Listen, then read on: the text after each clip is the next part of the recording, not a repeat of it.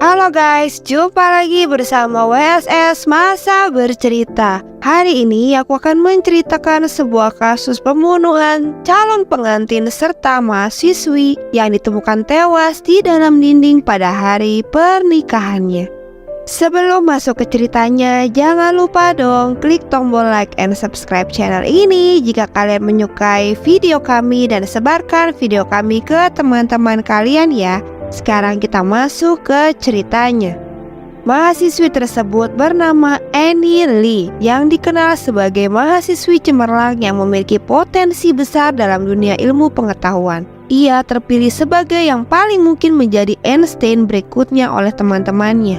Setelah lulus sebagai lulusan terbaik dari University of Rochester di New York, ia melanjutkan pendidikan di sekolah kedokteran Yale, New Haven, Connecticut untuk studi lanjutan dalam bidang farmakologi. Di Rochester, Annie bertemu dengan cinta dalam hidupnya, yaitu Jonathan Widawski, yang seorang mahasiswa fisika dari Universitas Columbia. Keduanya merencanakan pernikahan pada tanggal 13 September 2009. Mereka juga merencanakan bulan madu yang mewah di Yunani. Namun sayangnya takdir berkata lain. Tragedi mengerikan menggantikan kebahagiaan yang seharusnya mereka alami. Pada tanggal 8 September 2009, Annie yang saat itu berusia 24 tahun menaik ke bus antar jemput dari Yale ke laboratorium penelitian di 10 Amistad Street, tempat ia biasa bekerja.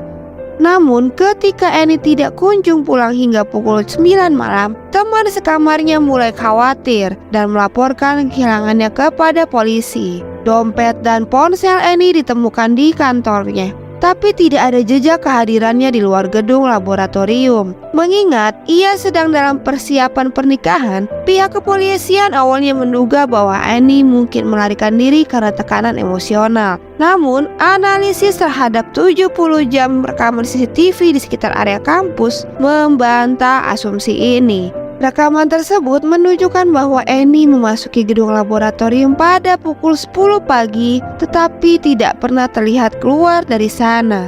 5 hari setelah Annie dinyatakan hilang, tepat pada hari yang seharusnya menjadi hari pernikahannya, penyelidik mencium bau busuk yang berasal dari ruang bawah tanah gedung laboratorium. Mereka akhirnya menggunakan anjing pelacak mayat untuk menelusuri sumber bau tersebut, yang pada akhirnya membawa mereka ke lubang kecil berukuran 8 inci di dalam dinding gedung. Di dalam rongga dinding itu, mereka menemukan tubuh Annie yang telah mengalami kekerasan ekstrim.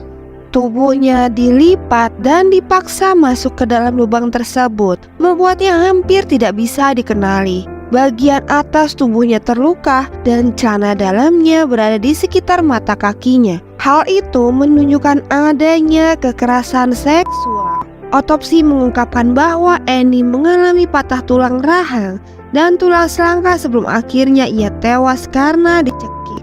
Di bawah tubuh Annie, penyelidik menemukan beberapa petunjuk penting, termasuk sepasang kaos kaki yang telah berlumuran cairan merah dan sebuah pulpen bertinta hijau. Selain itu, barang-barang lain yang ditemukan tersembunyi di langit-langit ruang bawah tanah meliputi kaos kaki serupa, jas lab, dan sepasang sepatu boot kerja dengan tali yang hilang. Semuanya berlumuran cairan merah. Label pada salah satu sepatu boot tersebut bertuliskan nama, yaitu Ray C. Singkat cerita, dalam upaya untuk memecahkan kasus ini, polisi menginterogasi setiap orang yang menggunakan kartu identitas mereka untuk mengakses laboratorium. Salah satu nama yang mencuat ialah Raymond Clark III, seorang teknisi laboratorium hewan yang berusia 24 tahun yang saat itu bertugas mensterilkan peralatan dan membersihkan kandang tikus yang digunakan dalam penelitian. Ray bekerja di laboratorium yang sama dengan tunangannya, yaitu Jennifer. Selama investigasi, terungkap bahwa Ray adalah satu-satunya orang yang menggunakan kartu identitas untuk mengakses ruang bawah tanah pada tanggal 8 September, waktu ketika Annie terakhir kali terlihat. Selain itu, bukti menunjukkan bahwa Ray pernah mengirim email kepada Annie yang berisi sebuah kemarahan yang mengkritiknya karena meninggalkan kandang tikus dalam kondisi kotor. Annie mencoba untuk meredakan situasi dengan meminta maaf dan berjanji untuk memperbaiki kesalahannya. Namun, amarahnya Ray yang tampaknya tidak mereda. Pada hari Annie menghilang, Ray mengirimkan pesan kepadanya meminta untuk bertemu dan membahas masalah kebersihan kandang di laboratorium. Nah, hal itu diduga pertemuan inilah yang menjadi awal dari serangan brutal terhadap Annie. Singkat cerita nih gengs, bukti forensik akhirnya menjadi kunci dalam kasus ini. Tes DNA mengkonfirmasi bahwa sperma yang ditemukan di TKP cocok dengan DNA-nya Ray. Selain itu, DNA Ray juga ditemukan pada pena dan kaos kaki hijau yang berada di bawah tubuh Annie. Pada tanggal 17 September 2009, polisi menangkap Raymond Clark III. Setelah penangkapan, banyak rekan kerja di laboratorium melaporkan bahwa Ray sering menunjukkan perilaku agresif dan suka mengontrol. Mereka menganggapnya sebagai pengendali yang memperlakukan laboratorium seperti wilayah kekuasaannya. Bahkan, ia juga sering memarahi orang lain terkait masalah kebersihan yang sangat sepele. Selain itu, tunangan Ray yaitu Jennifer juga menjadi saksi dari perilaku posesifnya. Ray selalu melarang Jennifer untuk berbicara dengan orang lain di hadapannya. Hal itu menunjukkan sikap yang mengarah kepada kecemburuan dan rasa ingin memiliki yang berlebihan. Pacarnya Ray semasa SMA, Jessica Del Rocco, memberikan kesaksian tentang pengalaman kekerasan yang ia alami selama berhubungan dengan Ray. Menurut Jessica, Ray sering bertindak kasar dan melakukan kekerasan fisik terhadapnya. Meskipun hubungan mereka telah lama berakhir, trauma yang ditinggalkan oleh Ray terus menghantuinya. Sampai-sampai ia merasa perlu untuk melaporkan hal itu kepada polisi.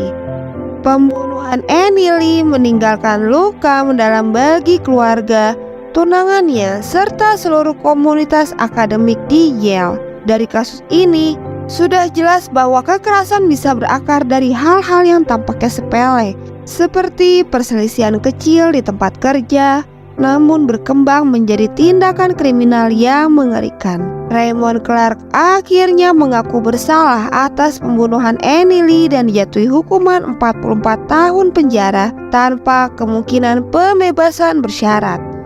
Meskipun keadilan telah ditegakkan, rasa kehilangan dan trauma yang dirasakan oleh orang-orang terdekat Annie tetap membekas nih guys.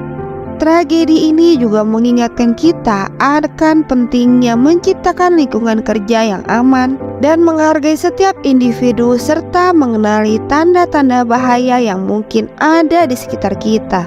Kisah Annie Lee tidak hanya mengisahkan sebuah kehilangan, tetapi juga menjadi peringatan akan dampak dari kekerasan dan pentingnya untuk selalu waspada dalam menghadapi situasi yang tampaknya biasa. Ya, jadi itulah guys kasus pembunuhan mahasiswa serta calon pengantin yang meninggal dan dibunuh di hari pernikahannya. Gimana tuh perasaan calon pengantinnya coba?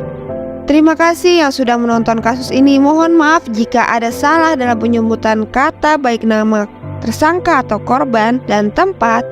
Sampai jumpa di kasus selanjutnya. Assalamualaikum.